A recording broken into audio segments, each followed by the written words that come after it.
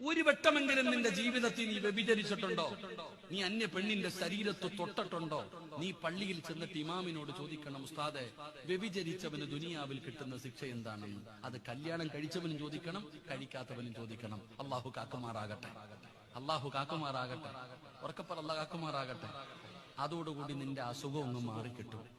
നിന്റെ ഒരു സ്വഭാവമുണ്ടല്ലോ, നിന്റെ സ്വഭാവം ഉണ്ടല്ലോ, അതോടങ്ങ് മാറിക്കിട്ടും. എന്തെന്നറിയോ? നിനക്കും ഉണ്ടല്ലോ ഭാര്യ, നിനക്കും ഉണ്ടല്ലോ വീട്ടിൽ അള്ളാനെ പേടിച്ച് നടക്കുന്നവരെണ്ണം ഉണ്ടല്ലോ. നിന്റെ സ്വഭാവം ഇതാണെങ്കിൽ നീ സൂക്ഷിച്ചോ, നീ സൂക്ഷിച്ചോ. നിന്റെ ഭാര്യയെ നീ വഞ്ചിക്കുന്നുണ്ടെങ്കിൽ, എടാ, പെണ്ണ് കിട്ടുന്നതിന് മുമ്പ് കണ്ട പെണ്ണുങ്ങളുടെ കൂടെ കടന്ന് കറങ്ങുന്നവനും ആസ്വദിക്കുന്നവനും നല്ലതുപോലെ ചിന്തിച്ചോ. അള്ളാഹു കാത്തുരക്ഷിക്കുമാറാകട്ടെ, ഉറക്കപ്പുറള്ള കാത്തുരക്ഷിക്കുമാറാകട്ടെ. നിനക്കോ അതേ കിട്ടത്തുള്ളടാ ചെറുപ്പക്കാരാ. എന്റെ മക്കളോട് ഞാൻ പറയാ, വ്യഭിചരിച്ച് നടക്കുന്നവൻ നിനക്കും എന്താ പറയാ, നിപ പരത്തുന്ന ജീവിയുടെ പേരെന്തായിരുന്നല്ലോ? അള്ളാഹു കാത്തുരക്ഷിക്കുമാറാകട്ടെ. തിരിഞ്ഞെന്ന് മനസ്സിലാകുന്നു, തിരിഞ്ഞത് മനസ്സിലാകുന്നു. നിനക്കും അങ്ങനെയുള്ളതേ കിട്ടൂ. നീ ഇങ്ങനെ നടന്നോ, നീ കിട്ടുന്ന പെണ്ണും നിനക്ക് നല്ലത് കിട്ടത്തില്ലടാ ചെറുപ്പക്കാരാ.